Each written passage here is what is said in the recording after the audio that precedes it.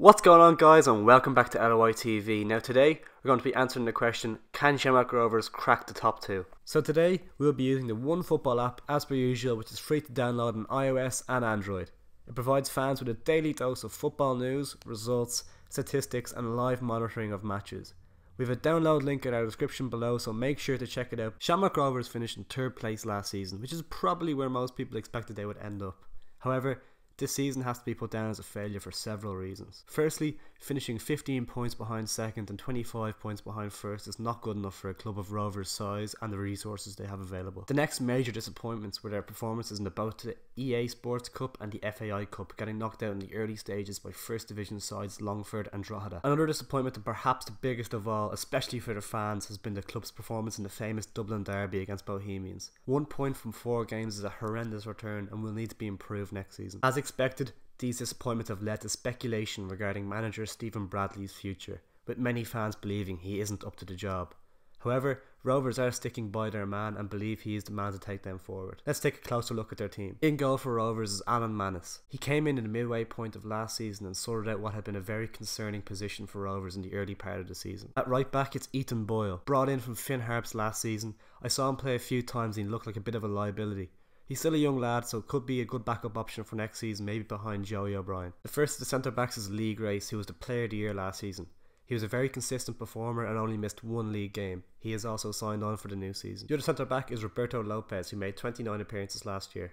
He'll be competing with talented youngster Sam Bone for a starting place next season. Sean Kavanagh was at left back and he had a very good year, picking up 30 appearances, and he's also signed on for the next season. The first midfielder I've picked out from the three I've chosen is Ronan Finn, who's the captain of the club. He'll be looking to improve on the 6 goals he scored last season from 33 games. The anchor of this midfield is Greg Bolger, who plays just in front of the back four. He made 31 appearances last season and impressed after joining from Cork City. The final midfielder is Dylan Watts, who joined after impressing on loan at Bows for the first half of last season. A very exciting young talent who'll be looking to have a big season next year. He scored 4 goals in 11 games for Rovers last season. On the right hand side I've gone with Brandon Miele, who was tipped to have a big season last year. However, he never really got going as much as he would have liked, only scoring 3 goals in 26 games. He has left the club, signing for Dublin rivals St Pat's. On the left hand side for most of the season was Joel Custrain. The young winger had a steady start with Rovers but will definitely be looking to improve next season. And Rovers striker for last season was Dan Carr, who had a decent year in his first season with the club, scoring 11 goals, but he definitely looking to improve on that next year after signing a new deal. Improvements to this team have begun, with Rovers improving arguably the strongest area of their team by bringing in 2 quality midfielders. First one being Aaron McEneff from Derry City.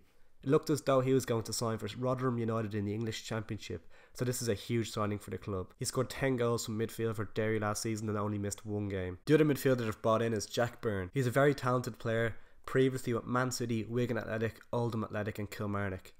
He brings versatility to the team as he can play as a winger as well. It'll be interesting to see if Stephen Bradley can tap into his clear to see high potential. A player coming back into the squad that will most certainly improve the side is the 2017 PFAI Young Player of the Year Trevor Clarke. He unfortunately picked up a serious knee injury at the start of last season, and his return will give the side a huge boost. The young winger, who can also play at left back, had been attracting interest from abroad before last season, so will be looking to recapture his fantastic form from 2017. I genuinely believe Shamrock Rovers can crack into the top 2 next season. I feel like they could definitely do with a few more signings, especially a prolific striker, and they've already missed out on top target Joe Gormley from Cliftonville, who recently signed a new 3-year deal. They could definitely do with some defensive reinforcements as well to tighten up at the back, as they did concede some soft goals at times last season. I definitely don't think Rovers are done in the market, and I am predicting a 2nd place finish for them next season. What do you guys think? Who else should Rovers sign, and where do you think they will finish next season? Let me know in the comments below. Hope you enjoyed the video, guys. Let me know in the comments what team you want to see done next.